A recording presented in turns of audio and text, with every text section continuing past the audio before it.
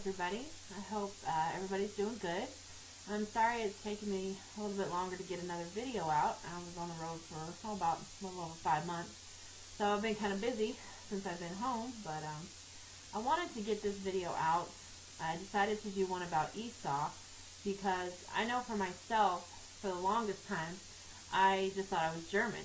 I was like, well, that's my nationality, that's what I am, and I never thought I had any kind of ties to anybody in the Bible. And I think a lot of people do that same thing today. So, like I said, I just wanted to get this out here. I want to start back in Genesis, chapter 7 and 8 with the flood. Now, we all know it was Noah and his sons Ham, Shem, and Japheth, and their wives that survived the flood. Okay, so it was those 8 people that came out and repopulated the earth. So everybody that's on the earth today came from those 3 sons. Now, it's important to know who we are according to the Bible, because this is not just those basic genealogy traits, but it's actually a life and death situation. Now, in the beginning of Genesis chapter 9, where the Most High told them to multiply, fill the earth, and when you look at Genesis chapter 10, is where you start seeing the generations being listed. Now, it's noteworthy because all the way from Genesis chapter 10 through 24, all these generations are being listed, but nobody is being described as far as how they look. But when you get to Esau being born in Genesis chapter 25 and verse 25, it said that he was red and hairy. So with him being described, he obviously had to look different than everybody else at that time. Basically what I want to do first, though, is just go ahead and start at the beginning. That's usually the best place to start. So we'll go to Genesis 25, and we'll start in verse 21. And it says, "And Isaac entreated the Lord for his wife because she was barren. And the Lord was entreated of him, and Rebekah his wife conceived." So Rebekah was not able to get pregnant. So Isaac went and talked to the Lord, and the Lord listened to him, and she was able to conceive. And the children struggled together within her. And she said, "If it be so, why am I thus?" And she went to inquire of the Lord. So the children were fighting each other in the womb. And she wanted to know, what's going on? What's the deal? So she went to talk to the Most High. And the Lord said unto her, 2 nations are in thy womb, and 2 manner of people shall be separated from thy bowels. And the one people shall be stronger than the other people, and the elder shall serve the younger. Now, when you think of twins, especially with identical twins, they look alike, they talk alike, they act alike, they're practically the same person. But the Most High was telling her there's 2 different types of people, okay, in your womb. And basically, he gave a prophecy here. He said that the elder would serve the younger. Now, back in those times, the oldest one was the one to get the birthright and the blessing. So, obviously, something was going to have to happen to make these roles be reversed. Verse 24 says, "And when her days to be delivered were fulfilled, behold, there were twins in her womb. And the first came out red all over like a hairy garment. And they called his name Esau."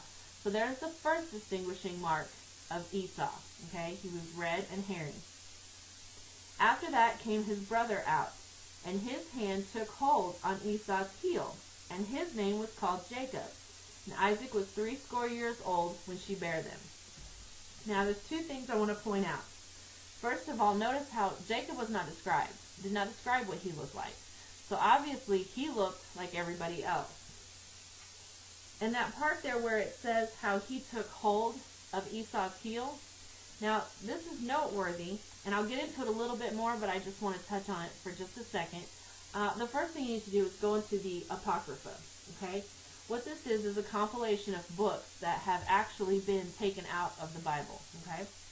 When you go to 2nd Esdras, chapter 6, look at verses 8 and 9.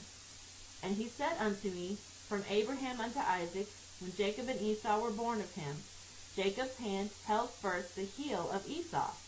For Esau is the end of the world, and Jacob is the beginning of it that followeth." Now, like I said, I'm going to touch on that a little bit more, but I just wanted to go ahead and point that out because that is a significant event. Verse 27 says, "And the boys grew, and Esau was a cunning hunter, a man of the field. Jacob was a plain man, dwelling in tents." Okay, so here we have the second identifying mark of Esau, was that he would be a cunning hunter, a man of the field. Now, when you look at people that hunt today, okay, it is a so-called white race. And there was a study that was done, and I believe it's AfricaResource.com. It said that the percentage of so-called African Americans, well, that's not the actual term for this, that hunt is only 1%. So that is a very, very small margin. Okay. Verse 28 says, "And Isaac loved Esau because he did eat of his venison, but Rebekah loved Jacob. And Jacob sawed pottage, and Esau came from the field, and he was faint. And Esau said to Jacob, Feed me, I pray thee, with that same red pottage, for I am faint. Therefore was his name called Edom." Now, this is where the events start turning, okay? For, like I said, this prophecy that the Most High foretold that the elder would serve the younger, this is where everything starts happening, all right? Now, what you have to understand, this is also another identifying mark of Esau. Okay, Jacob was making this pottage or this stew, and it was red, so the meat wasn't done. Now, when you look at the so-called white race, when it comes to their steaks and their hamburgers and things, they like them rare, okay? They have a saying, you know, I want it mooing when it hits the plate. So basically, they don't even hardly want it cooked. And I have actually known people that have eaten raw hamburger, raw bacon, and they were all so-called white people. So, like I said, this is another identifying mark. And when it says his name was changed to Edom, Edom means red. 31 says, "And Jacob said, Sell me this day thy birthright. And Esau said, Behold, I am at the point to die, and what profit shall this birthright do to me? And Jacob said, Swear to me this day. And he sware unto him, and he sold his birthright unto Jacob. Then Jacob gave Esau bread and pottage of lentils, and he did eat and drink, and rose up and went his way. Thus Esau despised his birthright." Okay, now, you have a lot of people say, oh, Jacob deceived him, you know, he stole his birthright. No, he didn't. It says right there that he sold his birthright unto Jacob. That said at the end that he despised it. If he despised it, that means he hated it. Okay? But we also have the fourth identifying mark of Esau. Okay? He was so impatient that he did not even want to wait for that stew to be done. Okay? He could have waited maybe another 10 minutes. It would have been completely cooked. Everything would have been fine, but he wanted it right now. And like I've told you before, I drive a truck. Okay? And I'm going to say 99.999% of the people that cut me off and honk at me and flip me off because I'm going slow or I'm in their way or whatever, they're the so-called white race. They'll cut me off just to exit or cut me off just to turn. I need over, they won't let me over. They will literally put their lives at risk because they are so impatient. And so like I said, that's the fourth identifying mark. So, here so far we have 4 distinguishing marks of Esau. And these distinguishing marks would also be a sign of who his descendants would be. Now, when we go to Genesis chapter 27 and we start in the first verse, we're going to see how Jacob got the blessing. Verse 1 says, "And it came to pass that when Isaac was old, and his eyes were dim so that he could not see, he called Esau his eldest son, and said unto him, My son. And he said unto him, Behold, here am I.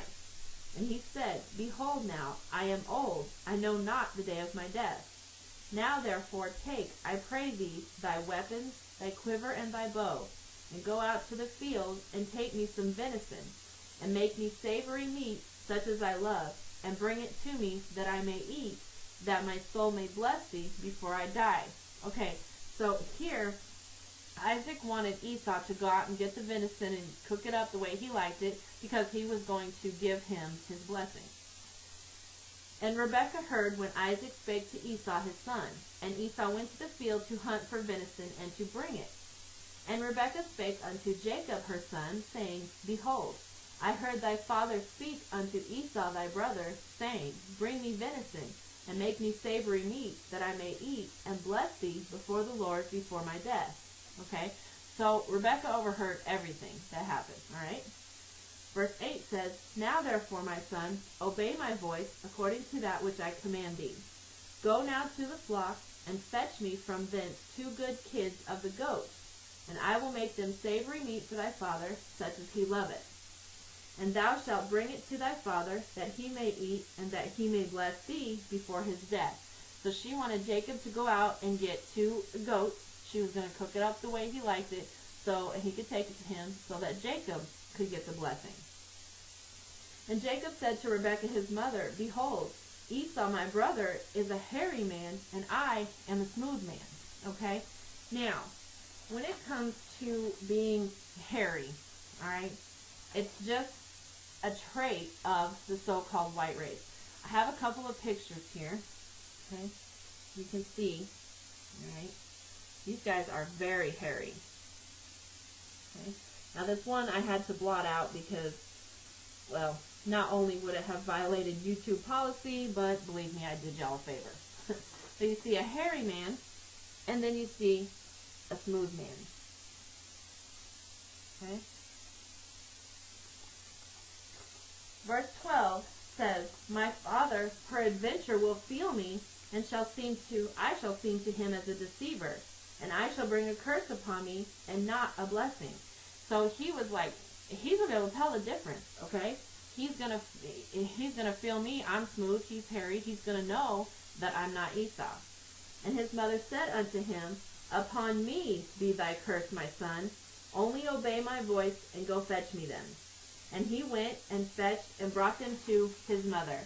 And his mother made savory meat, such as his father loved. And Rebekah took goodly raiment of her eldest son Esau, which were with her in the house, and put them upon Jacob, her younger son. So here she's cooked up this food just the way he likes it. Now she's taken Esau's clothes and put them on Jacob. And she put the skins of the kids of the goats upon his hands and upon the smooth of his neck. So now she's taken the hair from the goats, put it on his neck and on his hands. Okay? And she gave the savory meat and the bread, which she had prepared, into the hand of her son Jacob.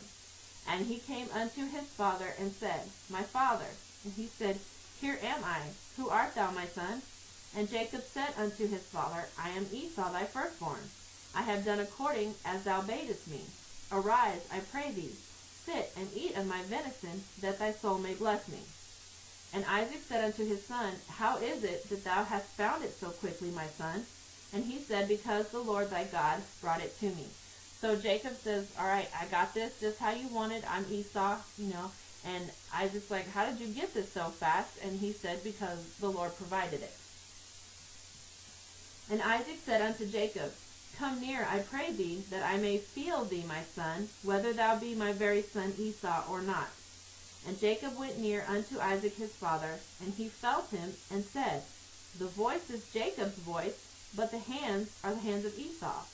And he discerned him not, because his hands were hairy as his brother Esau's hands. So he blessed him. All right, so he had, like I said, he had that skin from the goat on his neck and on his hands. So when Isaac felt him, he's like, well, you sound like Jacob, but you feel like Esau. And he didn't know. He didn't know the difference. And he said, Art thou my very son Esau? And he said, I am. And he said, Bring it near to me, and I will eat of my son's venison, that my soul may bless thee. And he brought it near to him, and he did eat, and he brought him wine, and he drank. And his father Isaac said unto him, Come near now, and kiss me, my son. And he came near and kissed him, and he smelled the smell of his raiment, and blessed him, and said, See, the smell of my son is as the smell of a field, which the Lord hath blessed. So when Jacob got near to him, he had on Esau's clothing, so Isaac smelled him, and he smelled like Esau, a man of the field. Now, verse 28 says, Therefore God give thee of the dew of heaven and the fatness of the earth, and plenty of corn and wine. Let people serve thee, and nations bow down to thee. Be Lord over thy brethren, and let thy mother's sons bow down to thee. Cursed be everyone that curseth thee, and blessed be he that blesseth thee. Now, I want to point out there in verse 28, where Jacob's getting the blessing, he said, the dew of heaven first, then the fatness of the earth. Now, I'm going to get into that a little bit more later, but I just wanted to point that out. And it came to pass, as soon as Isaac had made an end of blessing Jacob, and Jacob was yet scarce gone out from the presence of Isaac his father, that Esau his brother came in from his hunting. So no more than all of this is done, and Jacob gets the blessing. Here comes Esau. And he also had made savory meat, and brought it unto his father, and said unto his father, Let my father arise, and eat of his son's venison, that thy soul may bless me. And Isaac his father said unto him, Who art thou? And he said, I am thy son, thy firstborn Esau. And Isaac trembled very exceedingly, and said, Who? Where is he that hath taken venison, and brought it me? And I have eaten of all before thou camest, and have blessed him. And he shall be blessed. So Isaac's like, who are you, and who is that was just here? I ate of his venison, and I gave him the blessing. And when it says, and he shall be blessed, that's letting you know right there. There's no saying, oops, I made a mistake, I take it back. It was already done. He given him the blessing, that was that, and he shall be blessed. When Esau heard the words of his father, he cried with a great and exceeding bitter cry, and said unto his father, Bless me, even me also, O my father. And he said, Thy brother came with subtlety, and has taken away thy blessing. So here, Isaac has figured out what's happened. He said, your brother came in with subtlety, and has taken away your blessing.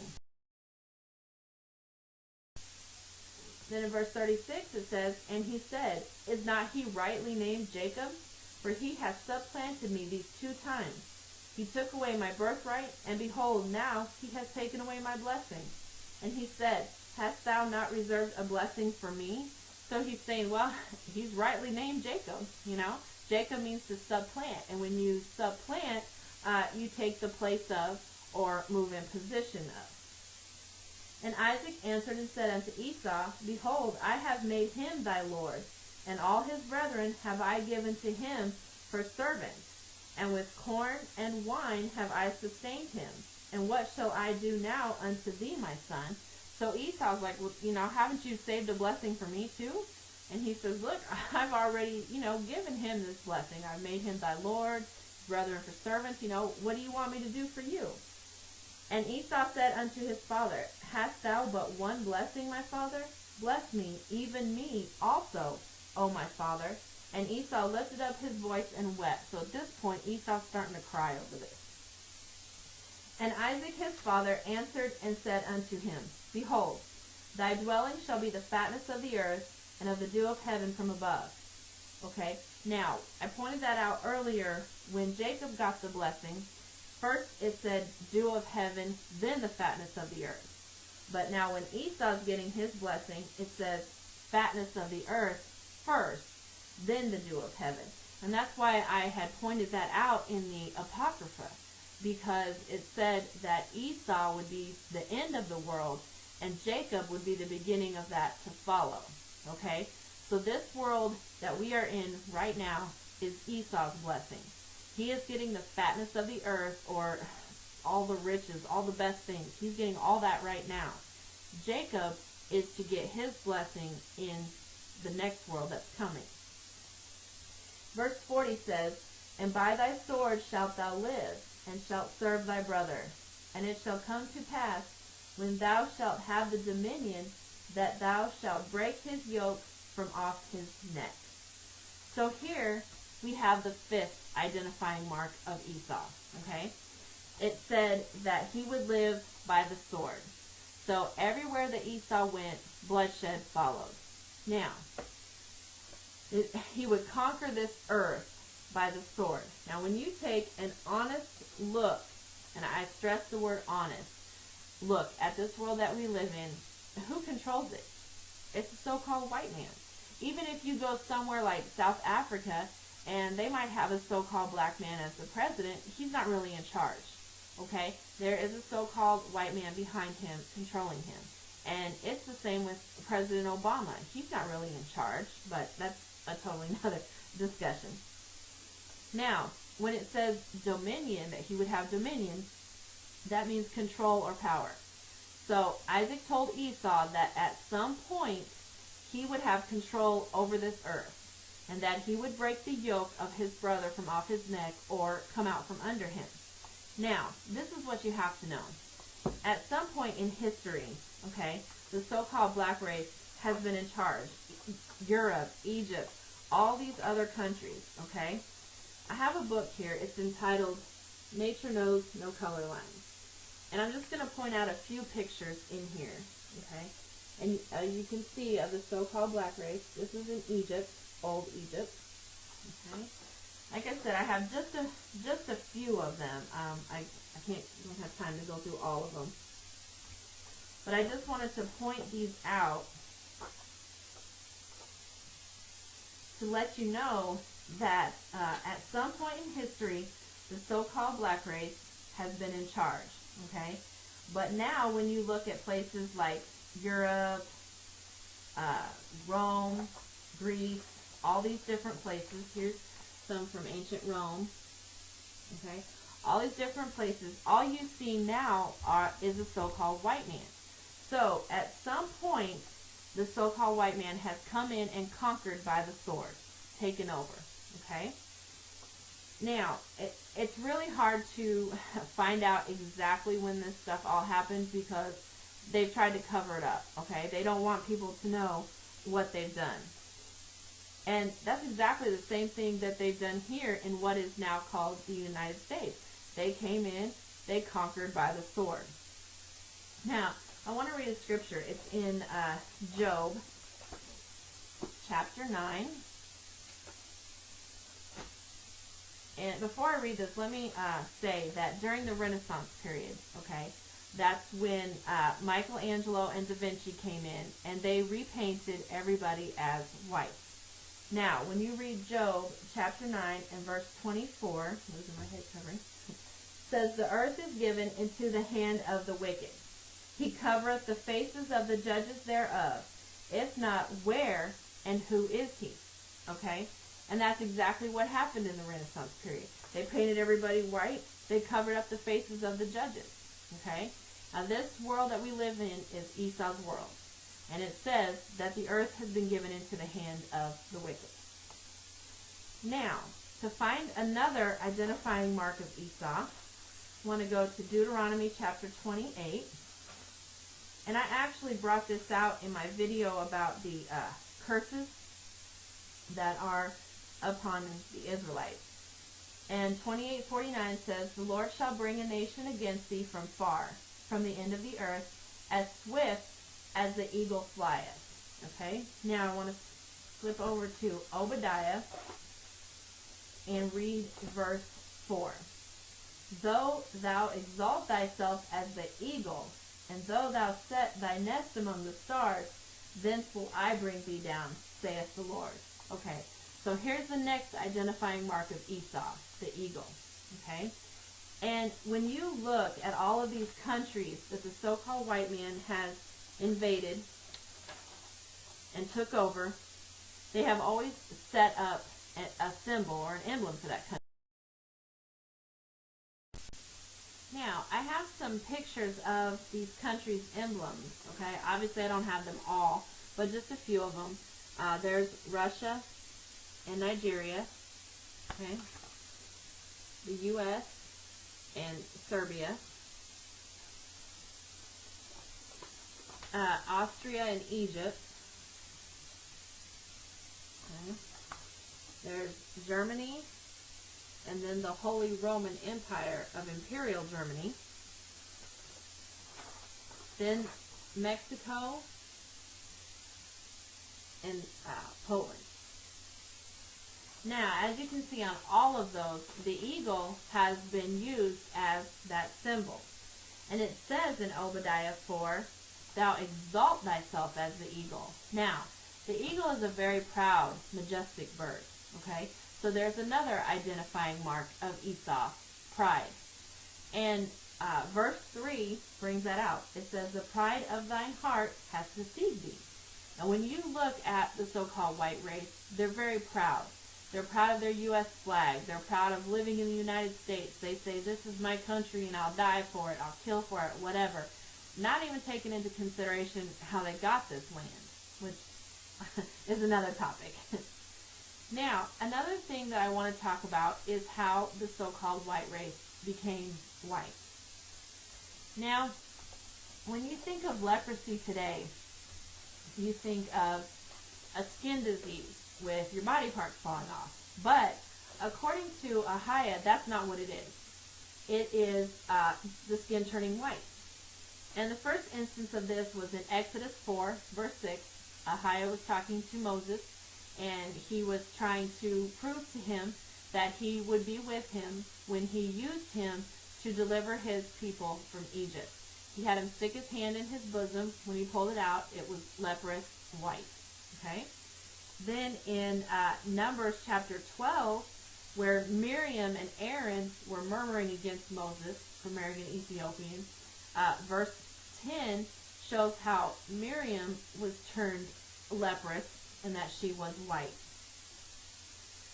So in both of these cases, the skin turning white was considered leprosy.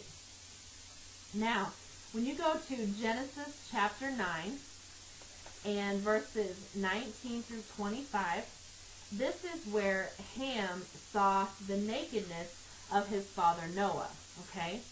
And in verse 25 is where the curse was put on Canaan, his son. It says, and he said, cursed be Canaan, a servant of servants shall he be unto his brethren. Now, some religions want to try to say that the curse was put on Ham, like the Mormons. They try to say, oh, Ham, he was a white man, the curse was put on him, he turned black. But that's not true, because the curse was put on his son Canaan, not on him. And I've pointed this out before, but I'm just going to touch on it again. In the Bible dictionary under Ham, it brings out that he became the progenitor of the dark races, not the Negroes, but the Egyptians, Ethiopians, Libyans, and Canaanites. So obviously Ham was a black man in order to become the progenitor of those races. Now, all it says there is that Canaan would be cursed. Now, if you want to find out what the curse was, go to Leviticus chapter 14. Oh, my pages are sticking together. And verse 34. When ye be come into the land of Canaan, which I give to you for a possession, and I put the plague of leprosy in a house of the land of your possession. Okay, now, a house, it's not talking like literally a house that we live in, okay? He had put the curse on that land, and he put the curse of leprosy. And as we've seen so far, that leprosy is the skin turning white.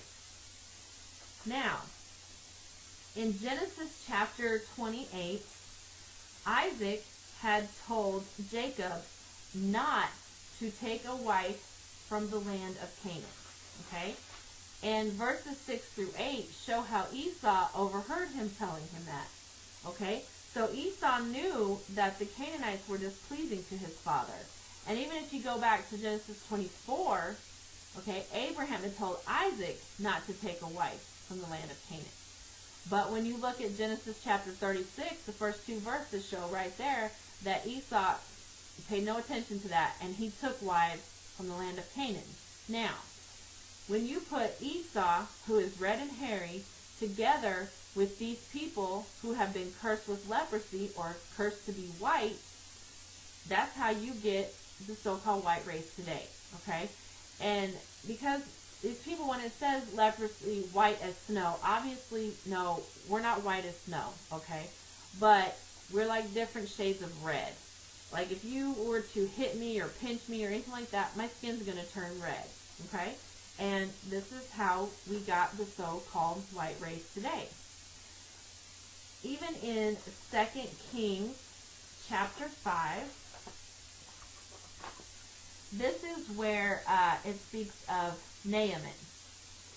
Naaman had leprosy, but he was cured. Okay? So when you go down to verses 25 through 27, this is where Gehazi got that leprosy of Naaman. Okay? He was cursed with this. Verse 27 says, "The leprosy therefore of Naaman shall cleave unto thee, and unto thy seed forever. And he went out from his presence a leper, as white as snow." Okay? So here was Gehazi. He got cursed with this leprosy. He became white as snow. But not only that, the leprosy or the whiteness was going to be on his descendants forever. Now, when you look in Leviticus chapter 13, if someone had leprosy, they were to be brought in before the priest. Okay? And in verses 12 and 13, let's just read that. "And if the leprosy break out broad in the skin, and the leprosy cover all the skin of him that hath the plague, from his head even to his foot, wheresoever the priest looketh, then the priest shall consider, and behold, if the leprosy have covered all his flesh, he shall pronounce him clean, that hath the plague. It is all turned white, he is clean." So if someone had leprosy all the way from the top of their head down to their feet, covering their whole body, they were considered clean. So when it comes to us so-called white people, we are considered to have a clean leprosy. Now, I just want to, this is a little side note. When it comes to Christ, this is basically just another thing to point out that he can't be white, because the Most High considers white skin a curse of leprosy, and he would not allow his son to have that curse upon him. Now, when you look at all of the distinguishing marks, put everything together, okay? Esau being red and hairy, being a hunter, proud, impatient, put all of this together, you have no choice but to come up with the fact that all of this describes the so-called white race to a T. And I'm not trying to make this a race issue, okay? I really am not. It's just the truth, okay? And it's finding out who we are according to the Most High. Because Ahia is getting ready to set up the second kingdom, or Jacob's blessing, okay? So it's just imperative that we know who we are and where we stand with him. So I hope y'all have enjoyed it, and thanks for watching.